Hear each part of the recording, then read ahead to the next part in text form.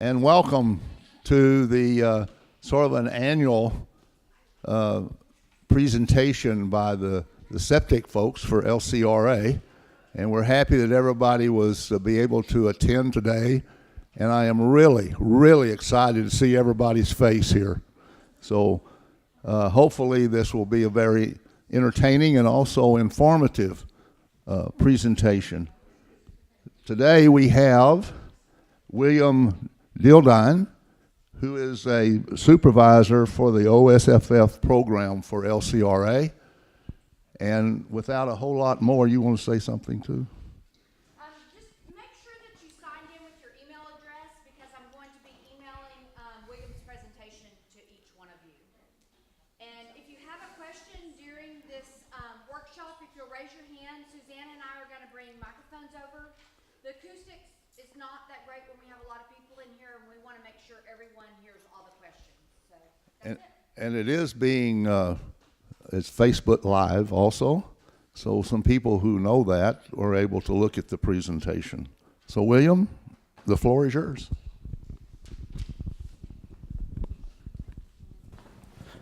Good morning, everybody. How are y'all doing today? As Ron mentioned, I'm William Dildine. I'm the program supervisor at LCRA for the OSSF program. Excuse me. I've been with the program off and on for about 14 years now. I was with the program for about 8 years. I left to our accounting department for a few years, and I came back as a program supervisor 2.5 years ago. So, excuse me, sorry. We were here a couple years ago. Kay Young and myself were here. We're grateful that we had the opportunity to come back, do this presentation. We think it's very valuable for LCRA and then also for groups, because the more we can educate realtors, property owners, and everybody involved, it benefits everybody. And our objective is to actually make this as much of a fluent process as we possibly can. So that way we understand y'all have 10-day option periods. Sometimes you have cash deals that shrinks your time frame, and we want to be a partner in the process in lieu of being a burden or a hurdle that y'all have to get over in order to successfully go to closing for your transaction. So we'll go ahead and get started here. Give me just one moment. So one of the main questions is, what is LCRA? So LCRA's authority to regulate systems to on-site sewage facilities. There's 4 main components to it. It's LCRA's enabling legislation. The Texas Commission on Environmental Quality has designated LCRA as an authorized agent to regulate septic systems, and we administer Chapter 285.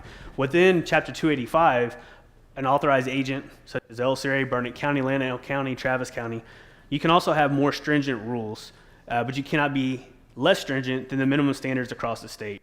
So LCRA, we do have our own rules. Within one of those rules is our reinspection requirement.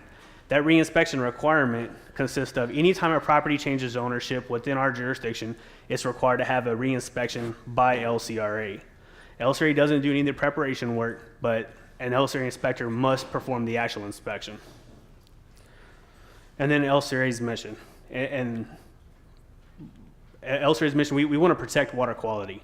We have other missions as well, but within our program, kind of the umbrella that our program falls under is the water quality department. We want to ensure the water quality is the best we can from our program, and we have a couple of other water quality programs at LCRA that collaboratively we work together to ensure we're maximizing our resources in order to improve water quality and maintain that level of water quality of Lake Travis and the Upper Lakes.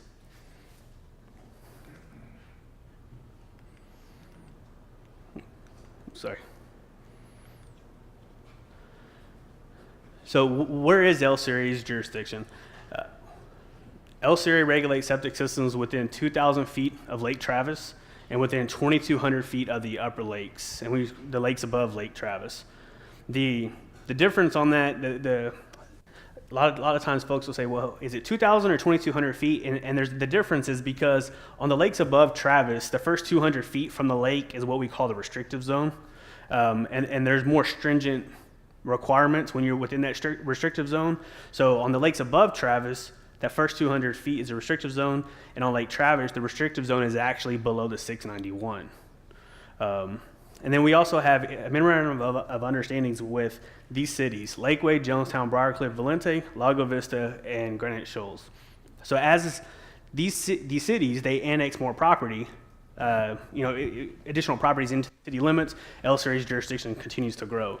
So our interactive map on our website, which I'll show you here in just a moment, if you go to our interactive map, you can see it does update. Sometimes there is a little bit of a lag if somebody, let's say, Granite Shoals annexes a section of property and it becomes the city of Granite Shoals. Our interactive map may not update right away, but if you know a property is within any of these city limits, please contact us and we can go ahead and get the ball rolling of obtaining those records. I have a question. Yes, ma'am. Why does it include like Sunrise Beach? These interlocal agreements date back to the early 80s. In the early 80s, these municipalities were looking at regulating septic systems, and because LCRA was already in the area, LCRA partnered with these 6 communities and entered these memorandum of understandings to administer LCRA's rules and TCEQ's rules within their city limits. Yeah, but Sunrise Beach, we still have to have an LCRA inspection on a septic system in Sunrise Beach. If it's within 2,200 feet of the lake, but not beyond the 2,200 feet. Right, but waterfront properties. Right. Yes, ma'am. So if any municipality that's outside of the 2,200 feet, I'm just going to say 2,200 feet on the upper lakes here, outside the 2,200 feet, and it's not within one of these municipalities, then it's not LCRA's jurisdiction. Other cities that do not have the memorandum of understanding with LCRA, the MOUs, those cities we haven't entered that partnership and that agreement. Therefore, LCRA's rules are not applicable for that area. You just blowing everybody here away. Maybe I understand. You get that? Okay. So the 2,200 feet, so if you're a waterfront property, you're within that 20. Correct. So it automatically applies. Right. Yes, ma'am. You don't have an agreement with the city of Sunrise Beach. Right. So any property that's within 2,200 feet is going to be LCRA's jurisdiction. But there are properties, and I'm going to say just for example, Lakeway, because Lakeway has annexed some property along Highway 71, and on the 620, let's say 71 side of 620, up by Kohler's Trail, that area, that's 10,000 feet from the lake. So because LCRA has an interlocal agreement with the city of Lakeway, that is now LCRA's jurisdiction. Gotcha. Okay, thank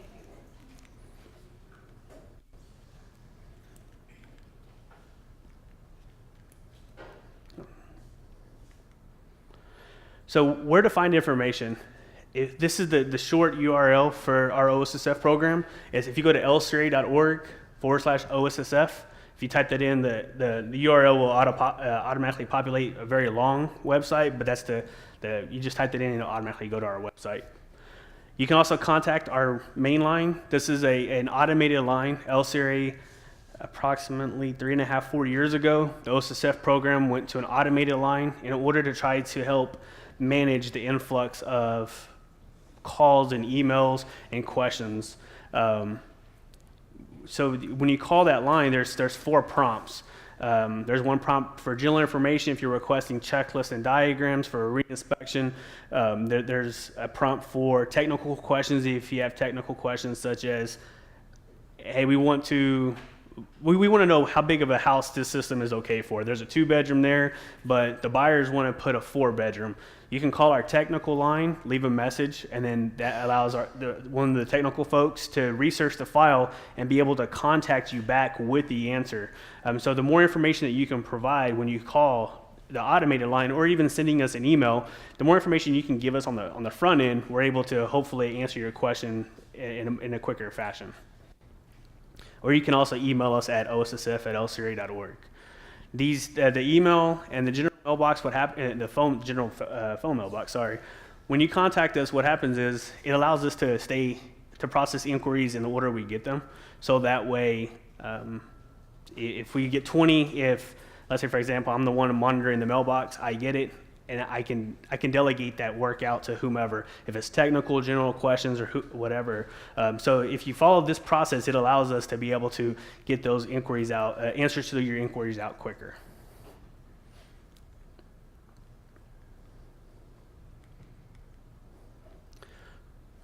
Excuse me. So starting the process, call our office to obtain a preparation checklist and diagram. Call our office or email our office, whichever you feel better doing. As I had mentioned a moment ago, the more information you can provide us on the front end, sometimes we can't find files. If let's say the septic system, the file is from 70s, 80s, and there hasn't been a re-inspection. There may have been multiple owners along that period of time, but there was no inspection, so therefore we may not have the current owner's information. So if you can provide the legal description, legal descriptions rarely change, and when legal descriptions do change, LCRA actually should be involved in that process. So if somebody subdivides a piece of property and LCRA is involved, we're able to update those septic records and files that are associated with that subdivision as it occurs. So therefore we're able to be able to find those files quicker based off of just the legal description itself. And then we will send you a cell application packet.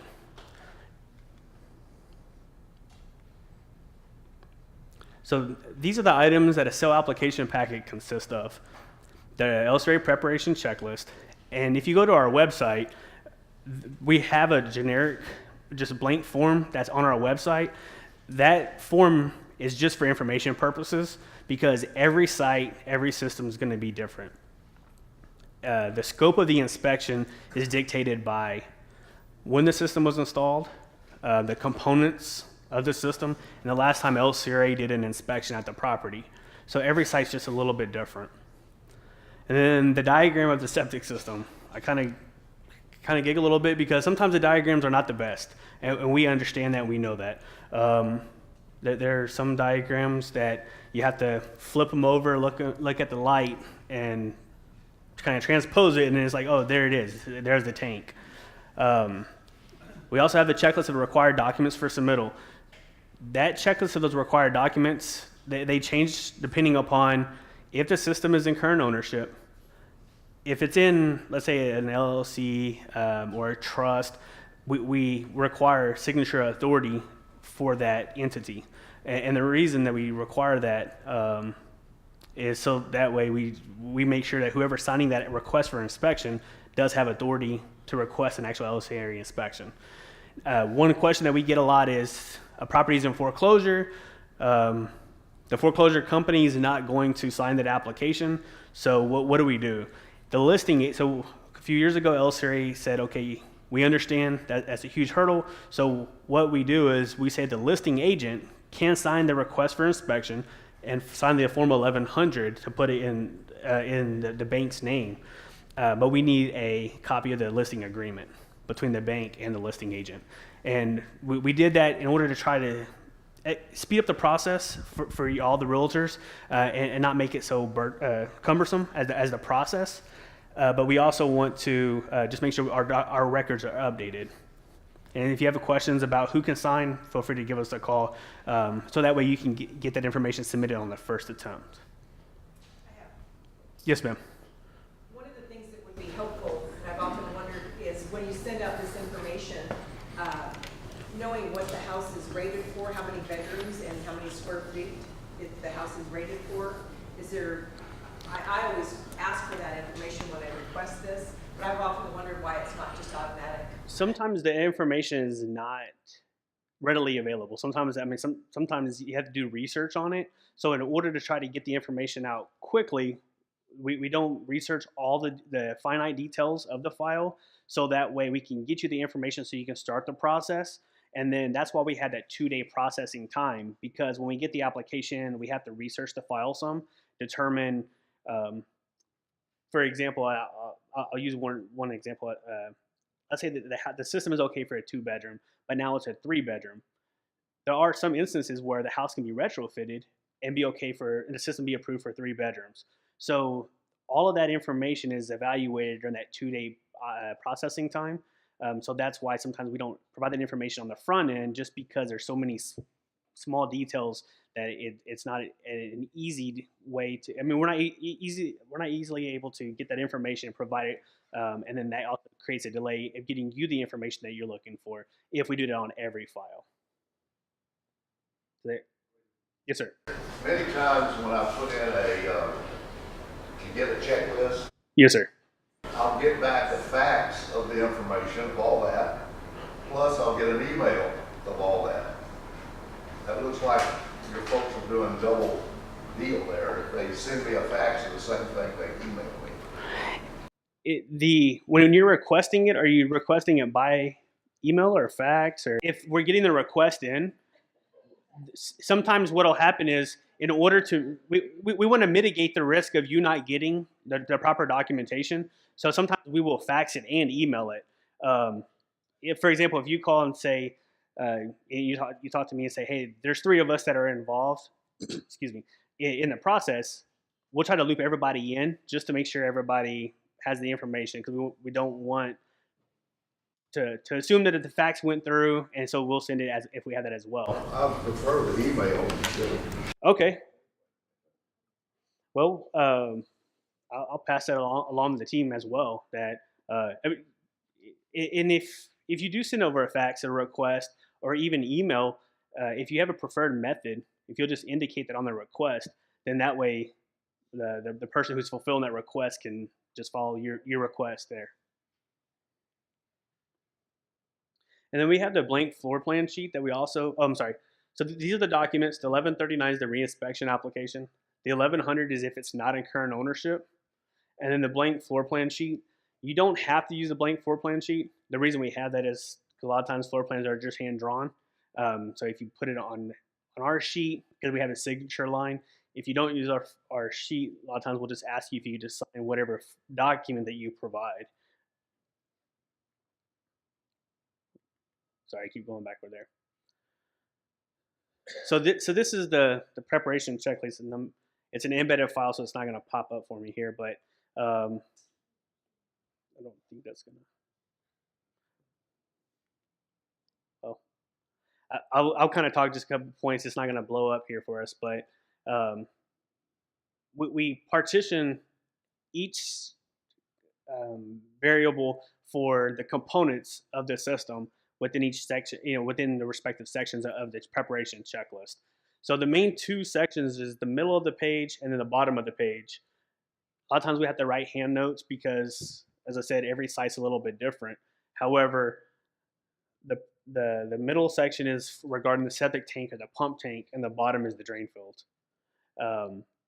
Drain fields, pre-71 systems. That 71, the big thing about 71 is that's when LCRA began regulating septic systems, September 17th to 71. So LCRA established that date saying, okay, anything that was installed before this date, we're going to grandfather the system and say whatever components are there, so long as they're approvable, we're going to continue to approve those systems. But after that date, LCRA required a permit for new construction. So that's why there are additional preparation requirements for pre-71 systems, such as a site hole. And that's just for us to verify there is a drain field there, that there is actually piped gravel. It's not a cesspool or something, or just there's nothing there at all going through the treatment process. We also require retrofitting on the pre-71 systems in order to conserve water, to mitigate unnecessary loading to the system. If you have a 3-gallon toilet per flush versus a 1.3, that's a significant decrease in water that the system's not having to handle, so prolonging the functionality of that system. This is the blank application for checklist that we were just talking about a moment ago. You can find this application on our website. However, the preparation checklist will also tell you whether or not the system is in current ownership, whether or not that Form 1100 is needed. And that Form 1100 is also included in all the approval paperwork after an inspection, because that is the form that the new owners will need once closing has taken place to be fill out and submit back to LCRA after closing. The, the scheduling of the inspection. It takes 2 full business days to process the paperwork. So for planning purposes, on our website, we have a little schedule. For example, if you were to submit the application on Wednesday, Thursday, Friday to process the paperwork, you can schedule the inspection on Monday for Tuesday of the following week. The reason I mentioned this in the presentation is because that's the one question everybody asks is how long does it take? We've got to keep this going. So I always recommend as soon as you get in an option period on day 1, contact us, and that way we can get the process started. Or if you have a new listing, contact us and get all the paperwork you need, so that way you're ready to go as soon as you get somebody under contract. Then that way you're not, trying to get the inspection on day 9 or day 10 of the option period. Or if you're past the option period, you're not trying to get the inspection the morning of closing because you're going to close at 2 o'clock and you're trying to get that approval by 1 o'clock to get it over to the lender. Whenever you're scheduling the inspection, the automated line asks that you leave this information.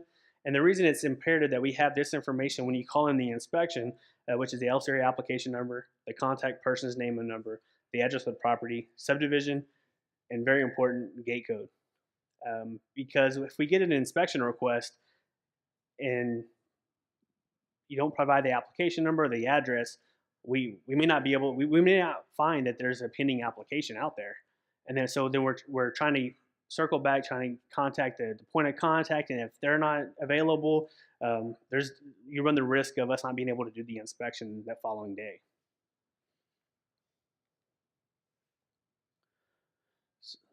So that's the paperwork process, getting the actual process started. We'll go ahead and talk about the actual scope of the inspection.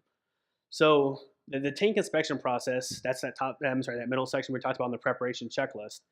What LCRA is doing is we're inspecting this inside the tank, determining whether or not the tank needs to be pumped, verify T's and elbows are inside the tank, and then also inspect for a root invasion.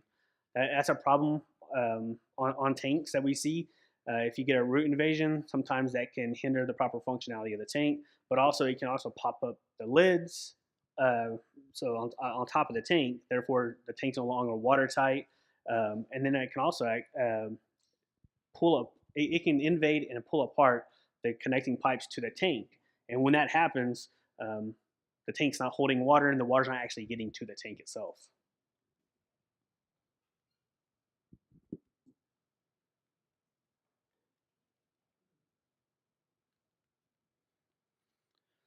So this is a picture of what the inlet and outlet looks like for the tank.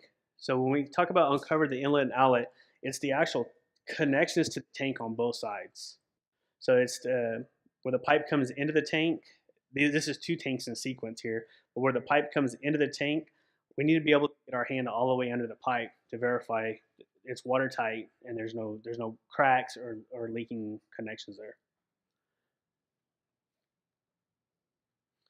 So when we have a pump tank, you have the inlet side to the pump tank, but then the pump tank itself doesn't have an outlet typically. Every once in a while there may be, but typically what happens is the pump line will run out of the riser, and so we're able to see that connection. And the green ring here is a riser. On new construction, if the tanks are buried, and I say new construction, this rule was in place in the 90s as well. Tanks that were greater than 12 inches or greater below the native ground surface, you have to have risers. Systems that were installed, let's say for example, let's say in '85, when that rule wasn't in place, we will recommend that the risers be in place, be installed, and that's in order to facilitate maintenance moving forward, because the sellers, while they are, tomorrow they don't have to worry about it, but the buyers, we want the buyers to be able to understand, because they may not they may not know anything about septic systems. We want them to understand that a riser will help facilitate maintenance moving forward. This is an example of an alarm location. Some of us that have seen the various different alarm locations, you might see a red light in the bathroom, in the laundry room. Those are grandfathered alarms. You don't have to put a new audible alarm as well. But if that alarm malfunctions, then an audible and visual alarm would be required to be installed. So sometimes if you know there's a pump, or you hear somebody saying that there's an alarm, if it's not readily visible outside, then sometimes it's kind of hide and seek in the house.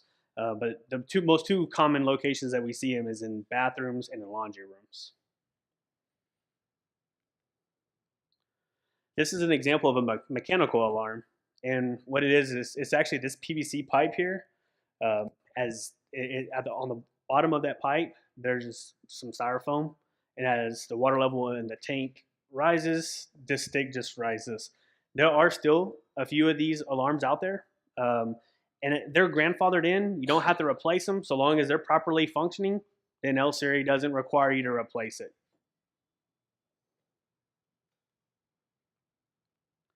So the actual inspection of the pump, the inspector will check the pump to make sure it's working properly, has not lost its prime, and is clear of any obstruction. We're also going to inspect the floats, that the alarms are working, alarm is working, and then also verify that it's secured to the tree. A lot of times, folks that aren't familiar with it, they'll say, "Oh, I can just hit the test button," but that's not sufficient, because we want to verify that the actual float itself, we call it the tree, the piece of PVC pipe that goes down into the pump tank, where it's secured to that pipe. We want to verify that it's still secure and it's going to properly function. I was doing an inspection a while back that somebody was doing the test, and yes, it did function. However, once we picked up the float was not secured to the pipe, so therefore it was just kind of dingling. So it was never going to work. Well, I say that. It was going to work once the water level got pretty much out of the tank. This is an example of an unsecured pump. So the inspector here is holding that float here, and so as they're holding that, the alarm's not even going off. And the reason it's not going off is because it's not tethered off to the pipe, and it's not going to signal. When we're inspecting drain fields, the main thing we're looking for is make sure we don't see surfacing effluent. See if the grass needs to be mowed. Then if everything looks okay, then we're assuming everything's fine, because we can't see a subsurface. However, surfacing effluent, we want to make sure that that's not occurring, which we do see that happen fairly often. And that is our goal for protecting water quality, because if it's surfacing effluent, we get rain events, it's going to wash into our water. We don't want that. The reason we said the grass needs to be kept is because if grass is tall, moisture is going to stay. Moisture is going to be retained in the ground for a longer period of time, and we also need the sun to get to that soil. So that way, it's drying out the soil, it's promoting vegetation growth, and we need all those various components to occur for a properly functioning drain field. The switching valves. There's a few different types of switching valves out there. There's Jandy valves, there's K-rings. Some valves require a special tool, and if the tool is needed, then the tool needs to be on site when the LCRA inspector arrives.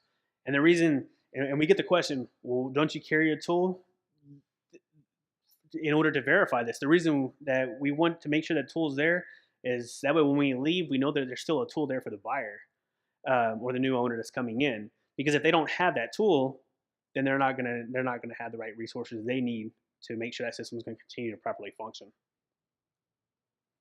These types of valves are called gate valves. You just turn them with your hand.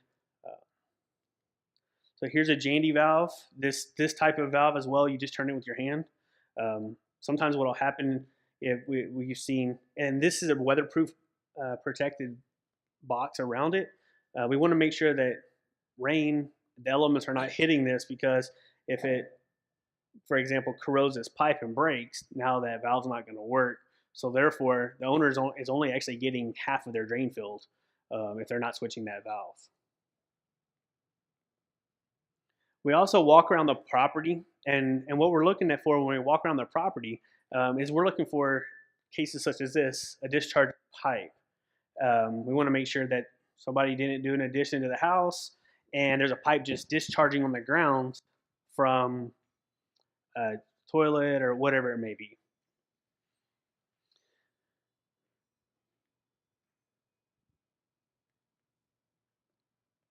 So after the inspection, LCRA is going to provide copies of the report. If it's an approval, then we'll be able to provide it at the site with that blank Form 1100.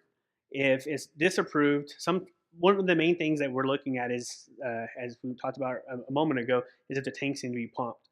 If the tanks need to be pumped, LCRA is going to write a disapproval report, say, have the tanks pumped, give us that pump out manifest, and as soon as we get that manifest, we can release the approval paperwork. So as long as the report are in the system, then we can release those reports relatively quickly. If we're doing the inspection right now and you have the tanks pumped right away, it may take a day just for availability of the report because it's got to come in from the field and be entered into our database. So we talked about the Form 1100.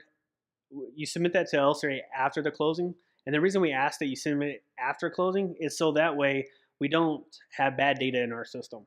If for some reason the buyers back out or something, we don't want that information in our system that would be prevent us from being able to have the right information next time somebody calls and asks for information about that file.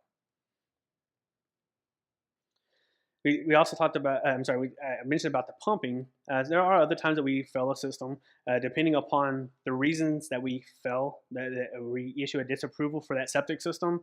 Sometimes a new system is required. Sometimes it's things that can be repaired. The main thing is remember to get a septic company involved when you're doing those repairs because they know what repairs are permissible under the rules and what are not. Sometimes folks don't know the right licenses somebody has to have. If you're working on a septic system, it needs to be a licensed septic installer. I'll tell you an example. I recently had a case. Somebody had a contractor go out and do some work that they did not know that person needed to be a licensed septic installer. And so they were told that they could do this work and make some alterations. Well, those alterations that they did, they spent an exorbitant amount of money on those alterations. Unfortunately, we were not able to approve that.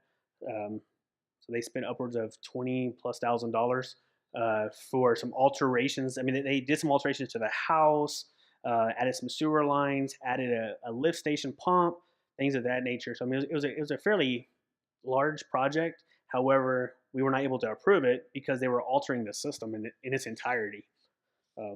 So want to stress, get a licensed septic installer involved for any repairs or anything because that way you're not replacing a component that could trigger you to have to modify the system completely.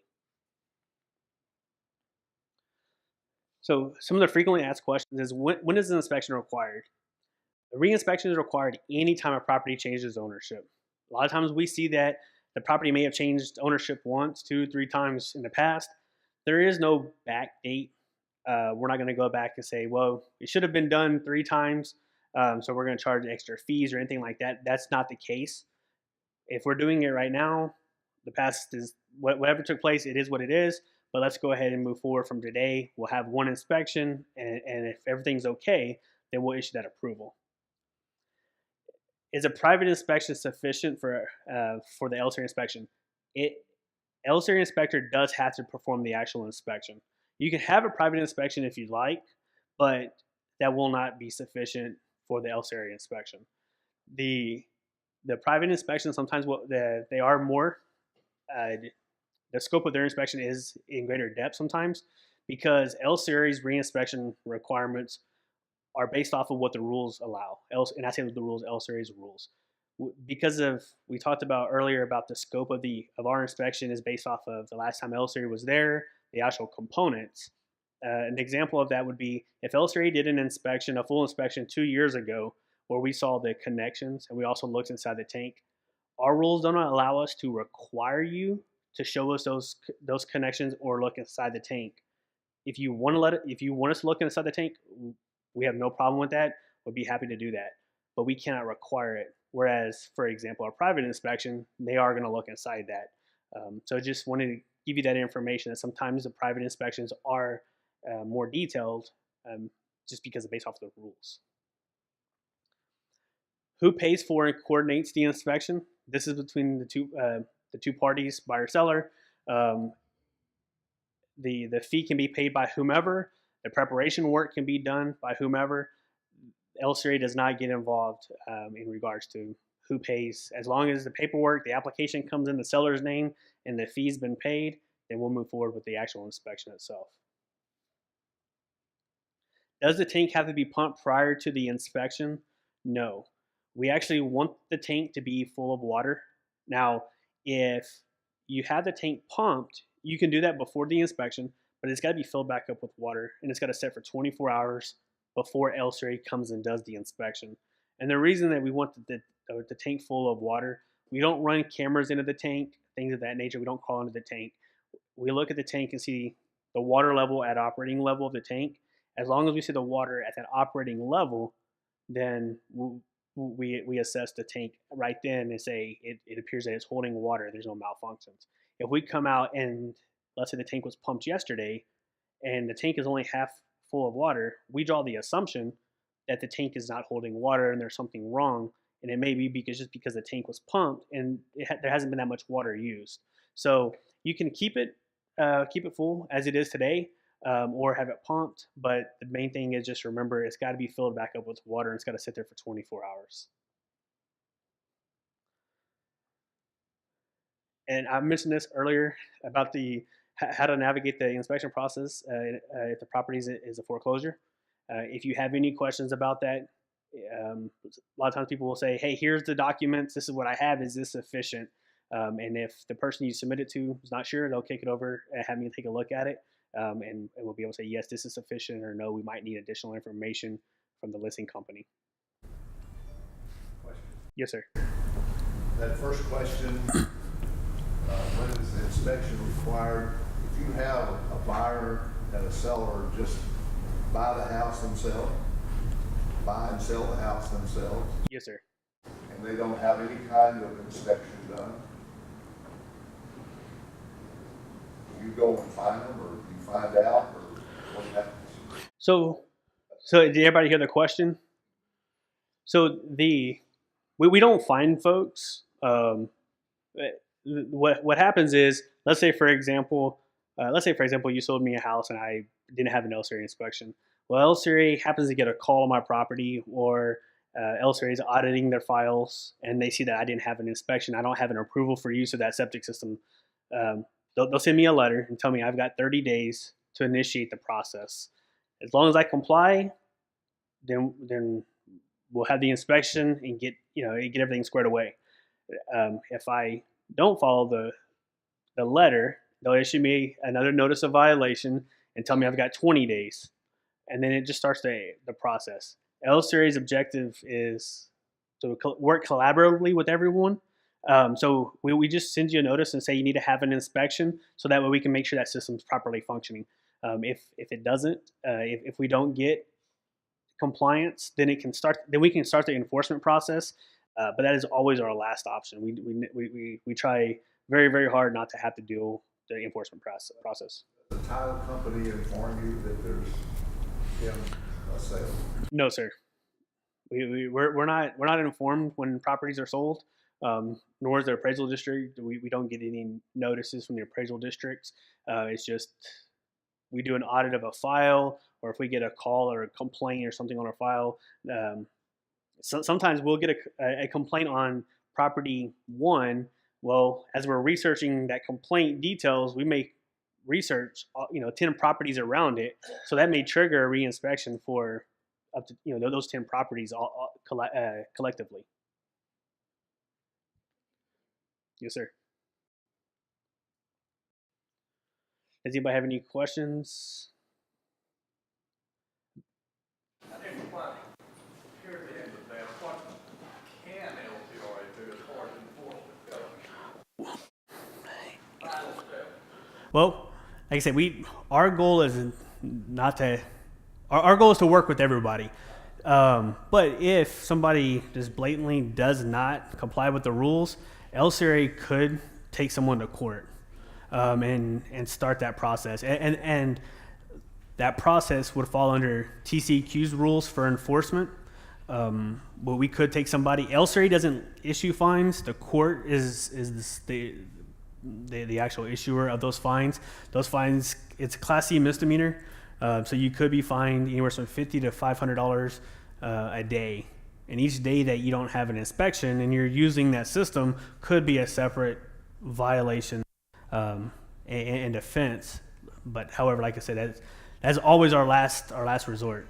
As long as we work collaboratively together, we have people that will call and say, "Hey, I can't get my reinspection because of X," and we're like, "Okay, fine. Let's set a timeline and let's work together, and that way that your system's properly functioning. We'll get you that approval for continued use, and everybody's squared away." Because sometimes we'll get complaints. For example, somebody will say, "Hey, I just had a new neighbor just moved in. Do they have an inspection? Because I want to make sure that their system's working."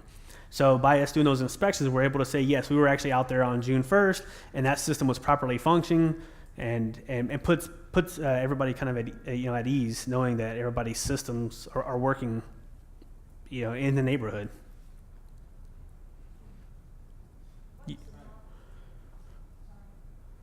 Yes, sir. Determining your 2,200 feet, like the Sunrise Beach where you have all the channels that are dug and the man-made channels up in there. Where is the 2,200 feet from? So we measure from the full pool elevation of the lake, and then we measure the 2,200 feet from that point. So that could So- be one of those man-made channels. It could be. So depending upon Your interactive map will show that. our interactive map will show that. For example, let's say you have a channel and it's 200 feet from the pool elevation, but just the way it's running. We would measure from that pool elevation 2,200 feet from that point. So it depends. But I mean, I say it depends in regards to the layout of the property, the terrain. But that's, cause sometimes folks will say, well, I'm 200 feet higher in elevation, but it's measured diagonally. So as you go up, that still doesn't negate the distance, horizontally. So, they have creek the lake. There.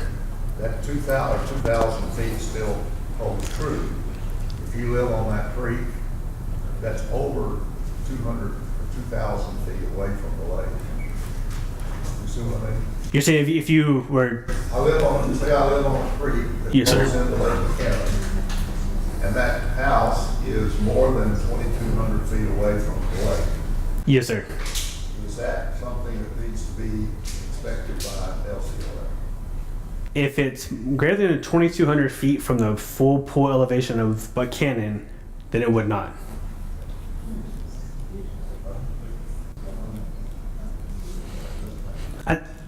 Ma'am, I think you got a question. Ron behind you, I think she was asking a question. Yes, ma'am. If I got a contract today, and it was gonna close in a month, how fast could we get the septic inspection?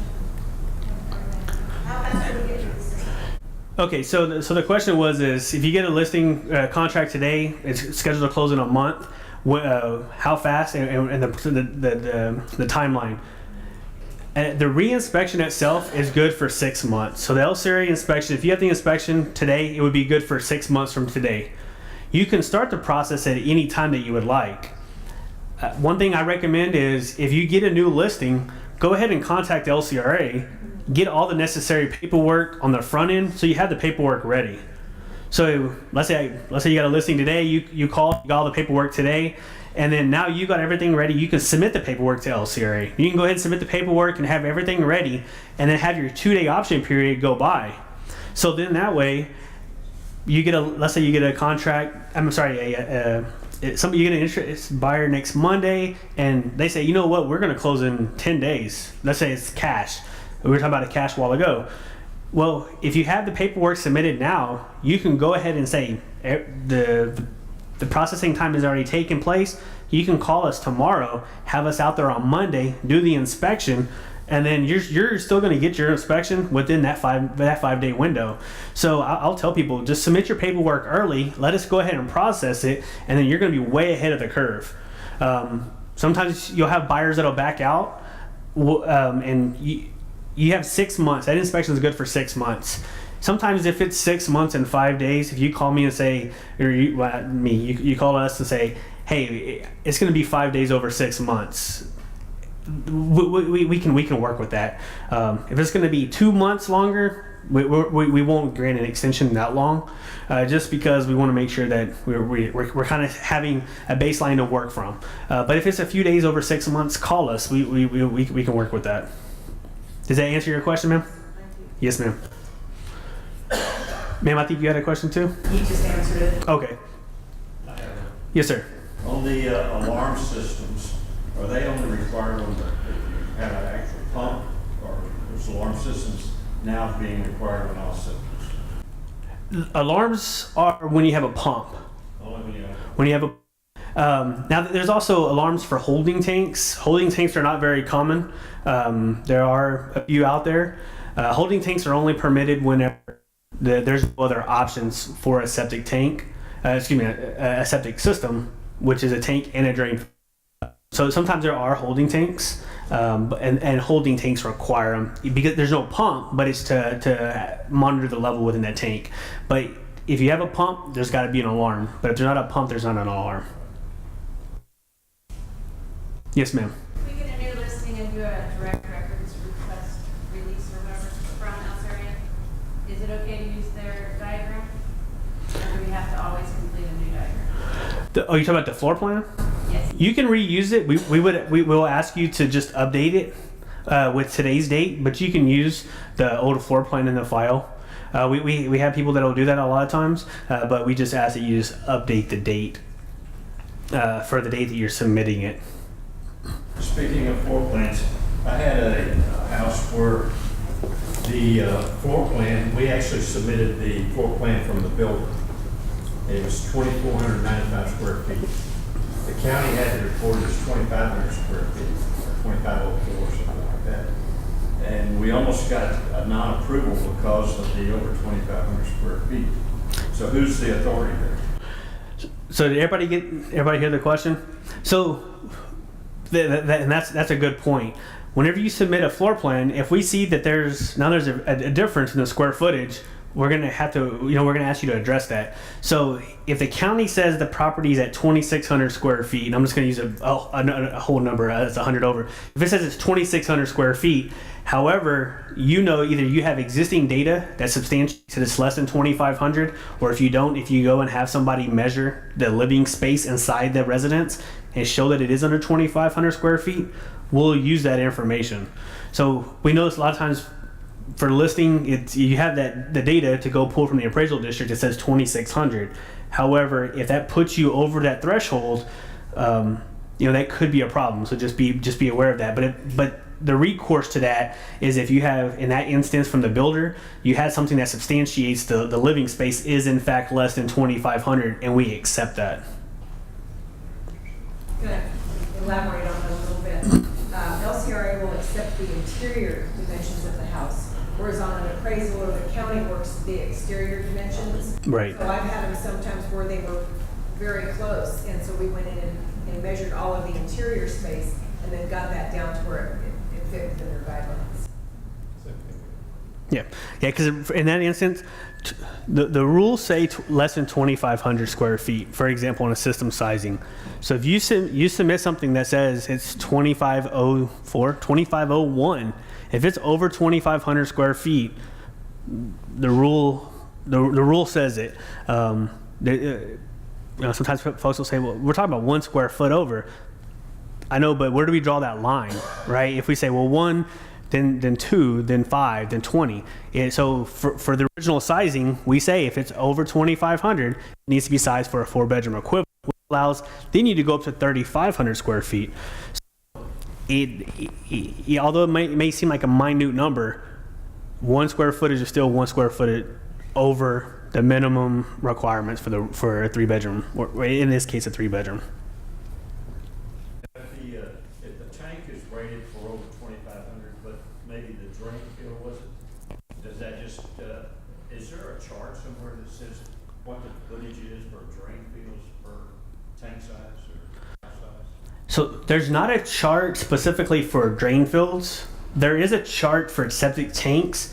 In the state rules, there is a chart that says if you have this many gallons per day, which that gallons per day is determined by the number of bedrooms or the square footage. So that gives you gallons per day, and there's a table in the state rules that gives you a minimum volume of the tank that's required. In regards to the minimum sizing for the drain field, you need that's actually derived based off of a calculation. And that calculation is you take your gallons per day and you divide it by your rate of application, which is determined by soil classification. So if you have an existing soil analysis in the file, you can do that calculation. But on a system that was installed based off of a PERC test or something like that, you don't have that data in order to derive that number. So sometimes folks will say, well, oh, we know there's been an addition to the house. We know we need to put in a new system. What is that going to entail? We may not know. We may not be able to give you that information because if that data is not there, we can't do that calculation for you. Does anybody have any more questions? Yes, sir.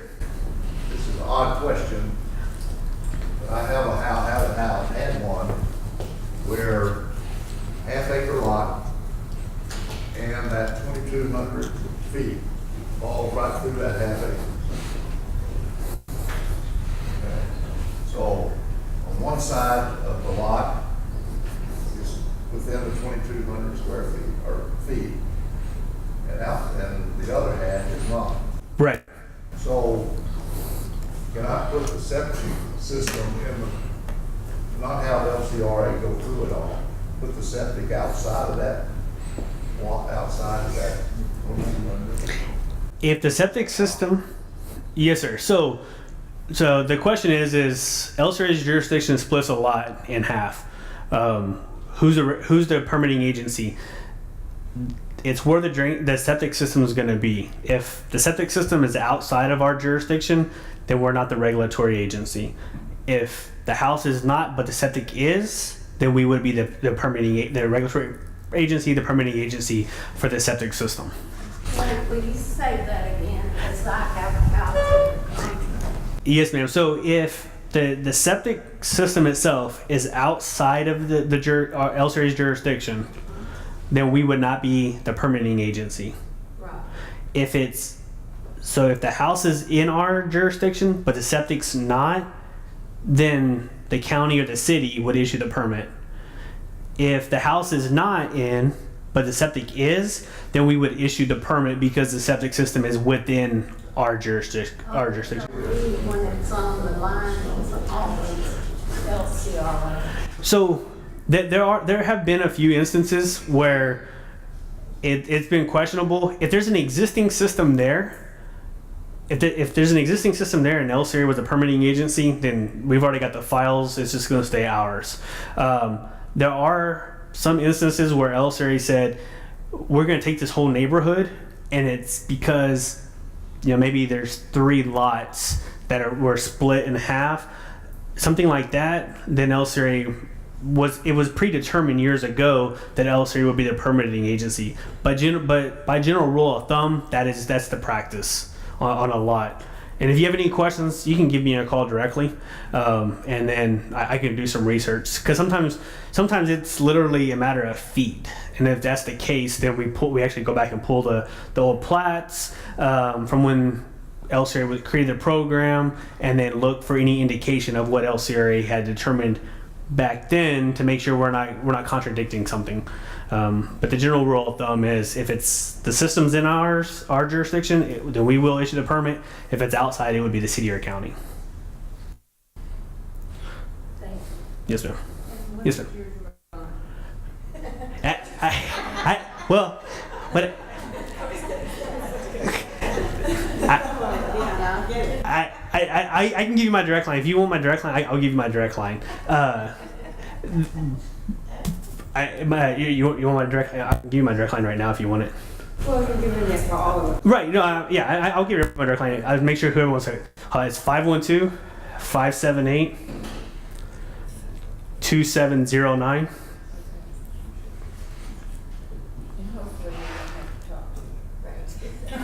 Now, if you call, I'll follow up with you as soon as possible. But please know that I do get a lot of calls. But I try to respond as quickly as possible.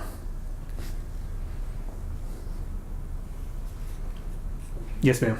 Can I ask a non-inspection question, and if it's not in your bailiwick, that's okay, maybe you can direct me in the right place. How often does LCRA get involved in quarry applications? Is it a separate application from TCEQ? That, ma'am, would be another department, but I can get your information after the meeting. If we want to link up, I can get your information. I can get somebody to follow up with you on that. Great, thank you. Yes, ma'am. Okay, does anybody have any other questions? And like I said, feel free to, if you have questions or you think about something we talked about, I know it's a whole lot of things I'm pushing downstream, but if you have questions, email our general mailbox or call us. But like I said, as much information as you could provide on the initial contact, that allows us to research that file and try to make sure we have as much information as we possibly can when we call you or email you back, so that way we can help you expedite the process as well. Nobody has any more questions? No other questions? We have Michelle with Syntax here. My name is Michelle. I work with Lance Dillard at Syntax Wastewater in Kingsland. I am one of the preparers for septic systems. Most realtors contact me, they send me the paperwork, and we go out and do the uncover, the inlets, the outlets, the portholes to prepare it so you don't have to do it. If you get a checklist that says it's a walkover, I don't recommend you paying me, because it's something y'all can just call in and you can be present, and it saves your buyer seller the money. If it's something that has a water load or something like that, please call a licensed installer, because they have to do that. Our paperwork's pretty easy. If you ever need help with any of the LCRA paperwork or that, I normally am pretty good about helping realtors with the paperwork and trying to get it, where they can get it turned in if you have questions. I don't know, he covered most of everything, but county inspections, if you have those, we do those as well. We normally take pictures and we'll do a report with it. If it needs to be pumped, we're like them. We do require a manifest from a licensed hauler to show that it was dumped in an approved facility. And then we'll release a final approval with pictures. Basically, we don't require like the same kind of paperwork. We do have a form that we want. We want the checklist and diagram from LCRA with our form. We don't need all of the paperwork that LCRA gets unless you just need me to help you with it. So if you have any questions for me, I'm always available by phone or email, unless it's a replat.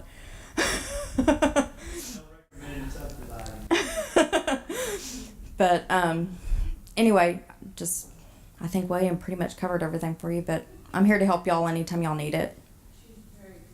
Oh, y'all are so sweet. I know a lot of y'all, but thanks. Anyway, if y'all need me, I think most people here kind of know where to find me, but if you need my email or anything, just let me know. And again, if any of you forgot to sign in, please do so and put your email address, because I will be emailing you William's presentation. And thank y'all for coming.